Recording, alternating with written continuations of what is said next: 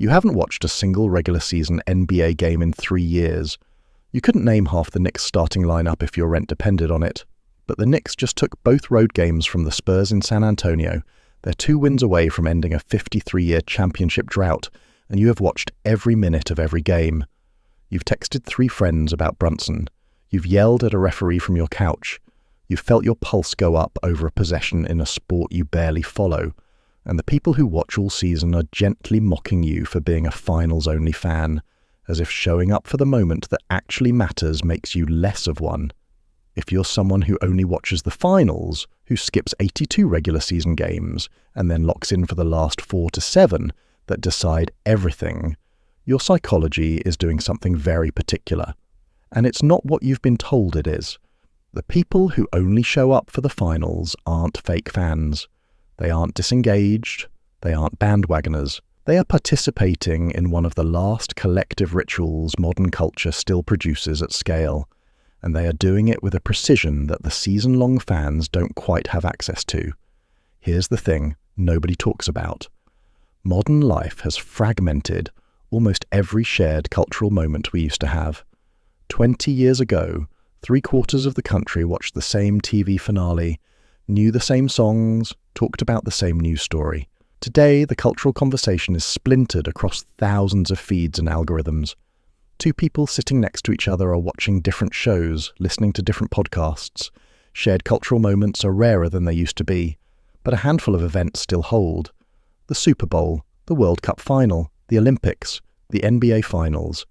These are events where briefly a large slice of strangers actually pays attention to the same thing at the same time. They are the last group rituals modern culture has left. Some people watch the regular season because they love the sport. Other people, including you, watch only the moments everyone else is also watching, because the watching itself is what carries the meaning. Those are 2 different psychological behaviors. In 2019, economists Andrew Kopus and Hannah LaCour published research in the Journal of Sports Economics, examining what happens to local crime rates during major sporting events. They found a measurable, peer-reviewed drop in crime during high-attendance games, roughly 15 to 25% during game windows. The effect was strongest for events with the largest collective viewership. The mechanism was simple. Would-be offenders were also watching. The whole social fabric for a few hours was occupied with the same screen. The effect is even more pronounced internationally. During Manny Pacquiao's biggest fights, the Philippines was described as going temporarily quiet, with measurable drops in foot traffic and petty crime during the broadcast. The Pacquiao moments became, briefly, the rare event when an entire country was paying attention to the same thing at once. You can find inflated claims online, including a viral statistic about a crime drop during current Knicks playoff games that drifts well beyond what the peer-reviewed research supports. But the underlying phenomenon is real. Major sporting events are one of the last cultural mechanisms capable of pausing a fragmented society. Picture this. It's Wednesday night. The Knicks are home at Madison Square Garden, 2 wins away from ending 53 years of waiting. You haven't seen a Knicks game since the playoffs began. You haven't watched basketball since last year's finals. But tonight, you've ordered food. You've put your phone face down. You've pulled up the broadcast on the TV instead of streaming it on a laptop. Because something about this game feels like it deserves to be watched the way people used to watch things. Millions of others are doing the same simultaneously in apartments and bars across 2 countries. For the next 2.5 hours, you and millions of strangers are doing exactly the same thing at the same time. You feel the collective intake of breath at a close play. You feel the collective groan at a missed shot. You aren't watching alone, even if you're physically alone, because the entire texture of the moment is communal. In a way, almost nothing in your week is. That isn't fake fandom. That's the entire point of why the finals exist as a cultural event. But here's where it gets interesting. The finals-only fan is doing something the season-long fan often isn't. They're treating sports as a ritual, not a routine. Routines repeat. Rituals concentrate meaning. The season-long fan watches because watching is part of daily life. The finals-only fan watches because the watching itself is what makes the event mean something.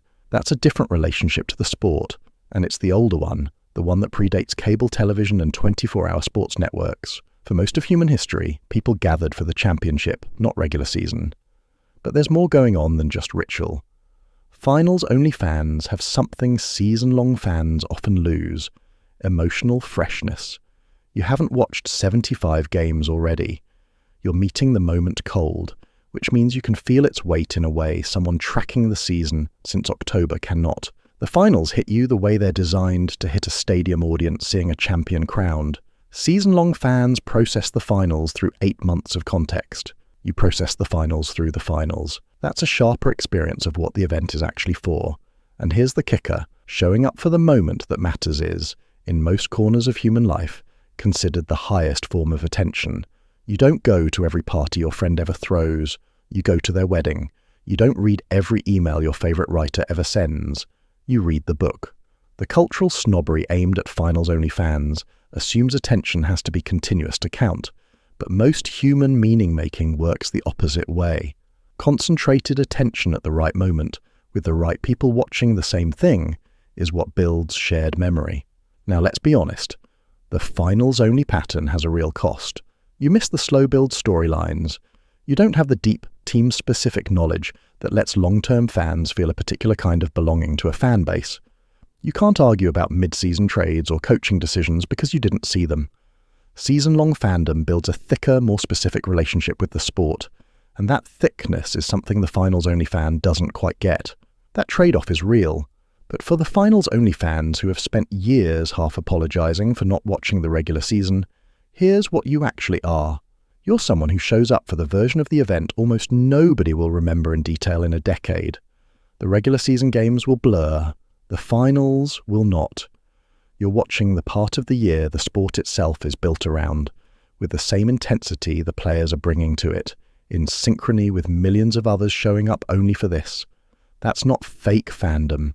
That's the original kind of fandom, before cable made watching every game a possibility. The work isn't to start watching all 82 games. It's to recognize that what you have is a clean, ritual-shaped relationship with one of the last shared cultural moments modern society still produces. The finals-only fan isn't a lesser version of the season-long fan. They're a different kind, doing an older thing. There's something quietly remarkable about people who only watch the finals. They show up for the moment everybody else is also showing up for, with the kind of concentrated attention modern life has mostly trained out of everyone. They yell at the screen for a team they barely follow. They feel their pulse rise over a possession in a sport they haven't watched in months. They participate briefly in something millions of strangers are doing at the same time, in a fragmented culture that almost never produces that anymore.